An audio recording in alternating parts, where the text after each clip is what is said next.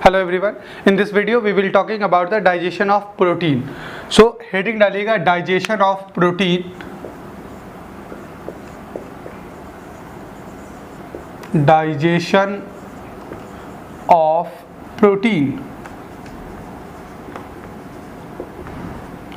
Okay.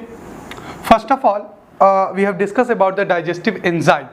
So the protein digestive enzyme is called as proteinases. क्या कहता है, सवाल कई बार पूछा जा चुका है कि प्रोटीन डाइजेस्टिव एंजाइम को क्या कहेंगे. तो protein digestive enzyme is called as protein digestive enzyme is called as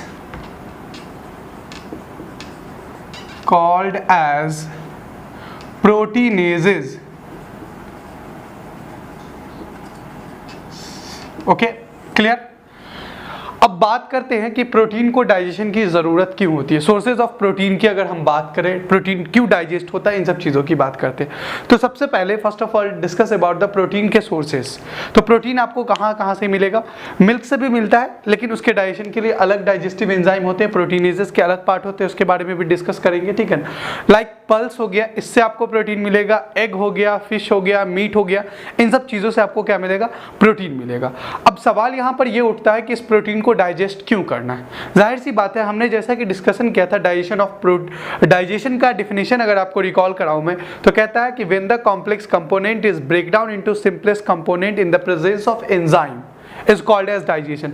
तो जो भी कॉम्प्लेक्स कंपोनेंट है उसे ब्रेक डाउन होना पड़ता है किसमें, सिंपलेस्ट सॉल्युबल फॉर्म में, तभी हमारी बॉडी उसे क्या करती है, एब्जॉर्ब करती है. दैट्स व्हाई इस प्रोटीन को भी क्या करना पड़ेगा, इन द प्रेजेंस ऑफ प्रोटीनेजेस क्या होना पड़ेगा, डाइजेस्ट होकर के ये सिंपलेस्ट और सॉल्युबल फॉर्म में जब तक नहीं आएगा तब तक हमारी बॉडी इस प्रोटीन को क्या करेगी, एब्जॉर्ब नहीं करेगी. क्लियर. ओके, तो अब हम स्टार्ट करते हैं डाइजेशन की. डाइजेशन स्टार्ट कहाँ से होता है, इन चीज़ों के बारे में देखते हैं. तो सबसे पहले अगर हम बात करें कि इन माउथ, सवाल ये उठता है कि क्या ओरल कैविटी के अंदर प्रोटीन का डाइजेशन होता है. माउथ के अंदर क्या प्रोटीन का डाइजेशन होता है. तो आपका आंसर क्या होगा, नो. प्रोटीन का डाइजेशन माउथ के अंदर नहीं होता है. Clear. Why? Because in the mouth, in the oral cavity, salivary amylase do not contain any type of proteinases which help in the digestion of protein. लिखिएगा, salivary amylase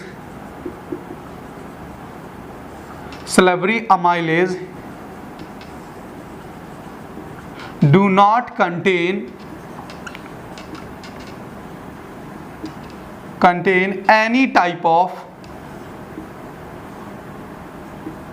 any type of proteinases.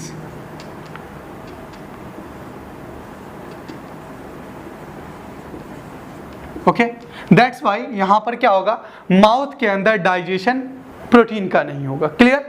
अब अगला step आता है, mouth से food कहां पहुंचता है, आपका ईसोफेगस के अंदर. कहां पहुंचा, ईसोफेगस के अंदर. तो क्या ईसोफेगस के अंदर प्रोटीन का डाइजेशन होता है. तो आपका आंसर नो. क्या होगा आपका आंसर, नहीं. ईसोफेगस के अंदर भी प्रोटीन का डाइजेशन नहीं होता है. ईसोफेगस के अंदर सिर्फ प्रोटीन क्या, बल्कि और भी जो अदर कंपोनेंट है, कार्बोहाइड्रेट, लिपिड्स, फैट, इन सब चीजों का भी क्या होता है, डाइजेशन नहीं होता. Why? Because oesophagus do not contain any type of gland which secrete the digestive juice. ठीक है. तो इसलिए ईसोफेगस सिर्फ और सिर्फ क्या है, एक पैसेज है, एक रास्ता है which can passes the food from the mouth to stomach. ठीक है. अब फूड ईसोफेगस से कहां पहुंचेगा, आपका स्टमक में. तो सवाल उठता है यहां पर कि क्या स्टमक के अंदर प्रोटीन का डाइजेशन होता है. Your answer is yes. क्या होगा आपका आंसर, यस. प्रोटीन का डाइजेशन कहाँ होता है, शुरू स्टमक से शुरू होता है. कई बार सवाल ये पूछा जाता है कि the digestion of protein is starting from, protein का डाइजेशन कहाँ से स्टार्ट होता है. तो the protein digestion is starting from the mouth. लिखिएगा, protein digestion is starting from stomach. कहां से होता है ये? स्टमक से स्टार्ट ही होता है ये। क्लियर है पॉइंट? चलिए अब बात करते हैं कि यहाँ स्टमक के अंदर आखिर जब जाहिर सी बात है डाइजेशन शुरू हो रहा है तो डाइजेशन के लिए क्या चाहिए? डाइजेस्टिव एंजाइम प्रोटीनेजेस चाहिए। तो यहाँ पर स्टमक के अंदर किस टाइप के प्रोटीनेजेस प्रेजेंट होते हैं? तो लिखिएगा यहाँ पर स्टमक के अंदर अगर हम बात करें तो स्टमक कंटेन 2 टाइप ऑफ, किस चीजों को कंटेन करते हैं? 2 तरीके के यहाँ पर क्या होंगे? डाइजेस्टिव जूस प्रेजेंट होंगे जो हेल्प करेंगे किस चीजों में? प्रोटीन के डाइजेशन में। First one is pepsinogen, pepsinogen, and second one is prorenin. अच्छा, 2 चीज ख्याल रखिएगा यहां पर, 2। पहला कि अगर लास्ट में किसी भी एंजाइम के अगर OGEN लगा हुआ है तो दैट मीन इसका क्या मतलब है कि ये इनएक्टिव प्रिकर्सर्स के फॉर्म में है। क्या लगा हुआ है? अगर स्टार्टिंग में लास्ट में क्या लगा हुआ है? एंजाइम के OGEN लगा हुआ है तो दैट मीन वो एंजाइम इनएक्टिव प्रिकर्सर्स के फॉर्म में है। या अगर प्रो लगा हुआ है स्टार्टिंग में किसी एंजाइम के, तब भी इसका क्या मतलब है? तब भी इसका मतलब यह है कि वो इनएक्टिव प्रिकर्सर्स के फॉर्म में है, उसे एक्टिवेट होना पड़ेगा। पहला पॉइंट ये।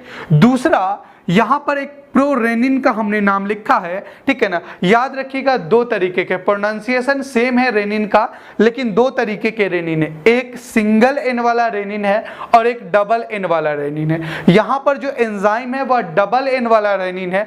यदि अगर सिंगल एन वाला रेनिन हो तो आप उसे हार्मोन समझेंगे। क्लियर? ओके, तो ये सिंगल एन वाला नहीं है, ये डबल एन वाला रेनिन है। दैट मीन ये क्या है आपका?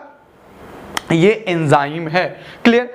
अब इस पेप्सिनोजेन, आपको नाम से देख रहे हैं OGEN लगा हुआ है लास्ट में, दैट मीन ये क्या है? इनएक्टिव प्रिकर्सर्स के फॉर्म में है। तो इन स्टमक इसे क्या करना पड़ेगा? एक्टिवेट होना पड़ेगा during the presence of, in the presence of HCl, hydrochloric acid at the optimum pH is about 1.2 to 1.8।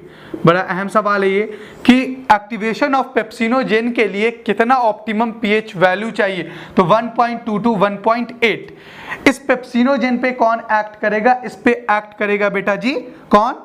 HCl, और इसे कन्वर्ट कर देगा पेप्सिन में। किस में कन्वर्ट कर देगा? पेप्सिन में। क्लियर? दूसरा आपका प्रोरेनिन, प्रो लगा हुआ है पहले, दैट मीन ये भी क्या है? इनएक्टिव प्रिकर्सर्स के फॉर्म में है।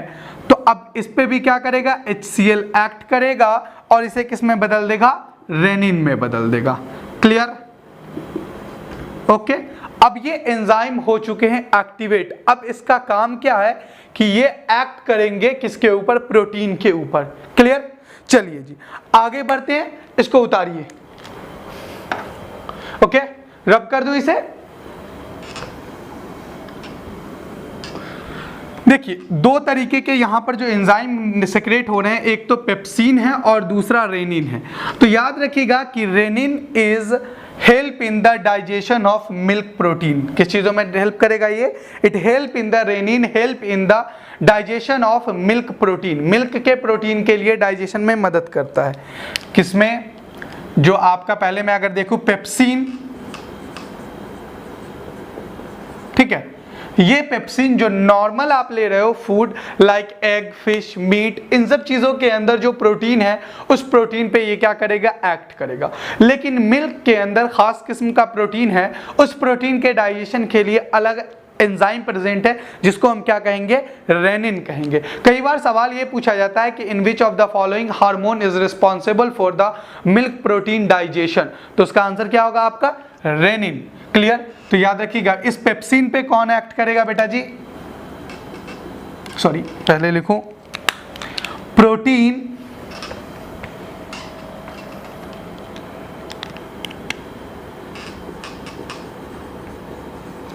प्रोटीन पे एक्ट किया है कौन? पेप्सिन, और उसे किस में चेंज कर देगा? उसे चेंज कर देगा पेप्टोन में। क्लियर? ओके, अब जो दूसरा है रेनिन, वो क्या करेगा? मिल्क प्रोटीन,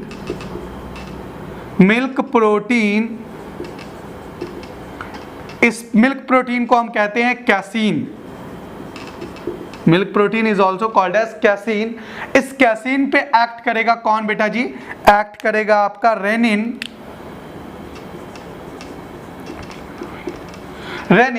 और उसे किस में कन्वर्ट कर देगा? उसे कन्वर्ट कर देगा इस कैसीन को पैरा कैसीन में। किसमें चेंज कर देगा इसे चेंज कर देगा पैरा कैसीन में। पैरा कैसीन हमारे बॉडी के कैल्शियम के साथ, पैरा कैसीन हमारे बॉडी के कैल्शियम के साथ एक्ट होकर के, जुड़ करके, रिएक्ट करके चेंज हो जाएगा कैल्शियम पैरा कैसीनेट में। कैल्शियम पैरा कैसीनेट में किस चीजों में तब्दील हो जाएगा बेटा जी? ये कैल्शियम पैरा कैसीनेट में।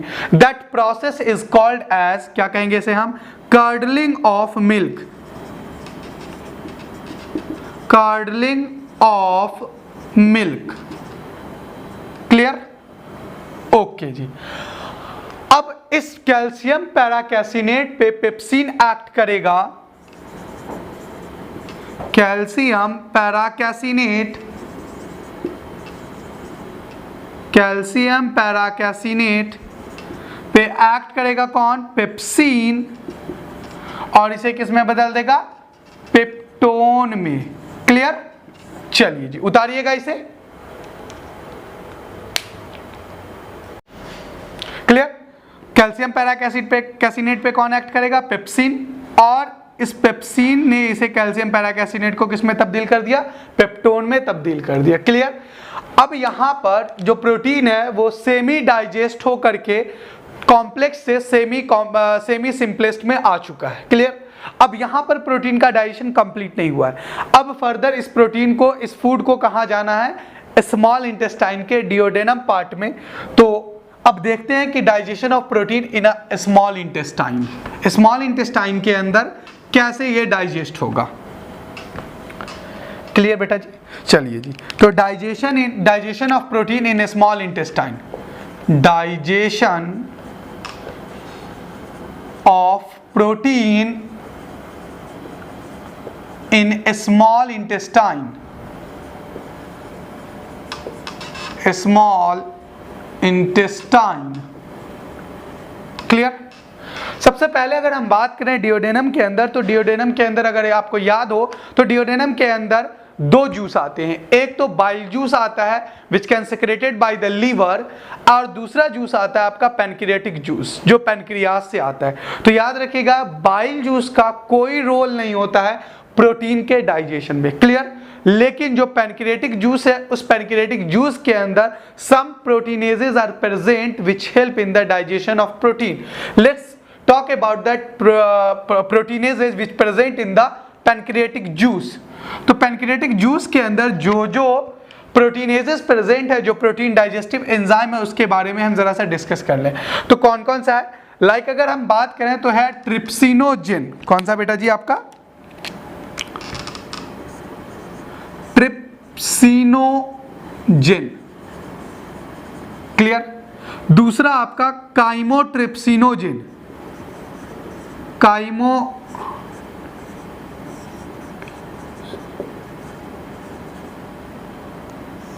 काइमोट्रिप्सिनोजेन।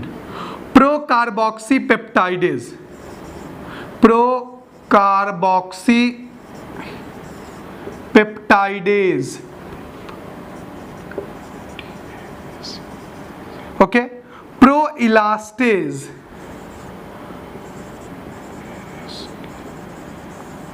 ये एंजाइम क्या होंगे? प्रेजेंट होंगे किसके अंदर? स्मॉल इंटेस्टाइन के अंदर, which act on the protein और डाइजेस्ट करेंगे उसे। क्लियर? तो सबसे पहले देखिए यहां पर सब में लास्ट में OGEN लगा हुआ है। तो OGEN का क्या मतलब है? ये इनएक्टिव प्रिकर्सर्स के फॉर्म में है। तो सबसे पहले इन्हें क्या होना पड़ेगा? एक्टिव होना पड़ेगा। तो एक्टिव यहां पर इसे कौन करेगा?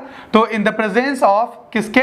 सकस entericus. Succus entericus is a intestinal juice, सकस एंट्रिकस। सकस एंट्रिकस के प्रेजेंस में ये क्या करेगा? एक्टिवेट होगा, और ये एक्टिवेट होकर के किस में कन्वर्ट हो जाएगा बेटा जी? ये आ जाएगा ट्रिप्सिन में। ये किस में आ गया? ट्रिप्सिन में। क्लियर? चलिए जी, अब ट्रिप्सिन बाकी के ट्रिप्सिनोजेन को क्या करेगा, खुद उस पे एक्ट करेगा और उसे किस में बदलेगा, ट्रिप्सिन में बदलेगा। समझ रहे हो चीजों को? ये जो एक्टिवेट हुआ trypsinogen in the presence of succus entericus, succus entericus is a intestinal juice which help in the activation of trypsinogen, ठीक है ना, जो मदद करता है ट्रिप्सिनोजेन के एक्टिवेट में at the optimum pH about 8.4 to 8.6। याद रखिएगा इसे, कितना पीएच वैल्यू चाहिए, इंटेस्टाइन के अंदर बेसिक मीडियम चाहिए, स्टमक के अंदर एसिडिक मीडियम चाहिए। स्टमक वाला एसिडिक मीडियम क्या है, 1.2 to 1.8। इंटेस्टाइनल का जो पीएच वैल्यू है, ऑप्टिमम पीएच वैल्यू, वो क्या है, 8.4 to 8.6। क्लियर? अब ये एक ट्रिप्सिन के एक मॉलिक्यूल एक्टिवेट हो गए। अब जब ये एक्टिवेट हो गया तो बाकी के ट्रिप्सिनोजेन को ये ट्रिप्सिन खुद एक्ट करेगा और उसे किस में बदलेगा, ट्रिप्सिन में बदलेगा। That property of trypsin is called as autocatalytic property. याद रखिएगा, क्या कहेंगे इसे हम, ऑटो कैटालिटिक प्रॉपर्टी। ओके, अब आगे जो काइमोट्रिप्सिनोजेन है, इस पे कौन एक्ट किया बेटा जी, ट्रिप्सिन, और इसे किस में बदलेगा, काइमोट्रिप्सिनोजेन से chymotrypsin, chymotrypsin.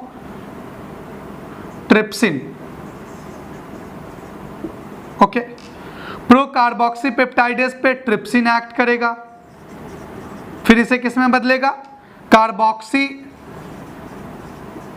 Peptidase.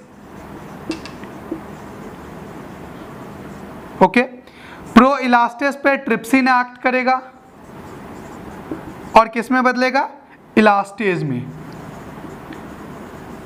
Clear? Okay जी, ये सब एक्टिवेशन हो गया एंजाइम का। रिकॉल कीजिए कि स्टमक में इंटेस्टाइन, स्टमक में जो प्रोटीन थे उस प्रोटीन पे एक्ट किया था कौन सा, पेप्सिन, और उसे किस में बदला था, पेप्टोन में। क्लियर? इसे उतार लिया, रब करो। ओके जी,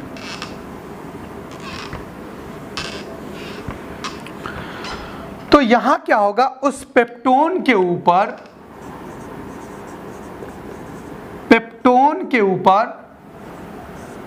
कौन एक्ट करेगा, एक्ट करेगा आपका बेटा जी ट्रिप्सिन। कौन एक्ट करेगा, ट्रिप्सिन, और उसे किस में बदल देगा, पेप्टाइडेज में।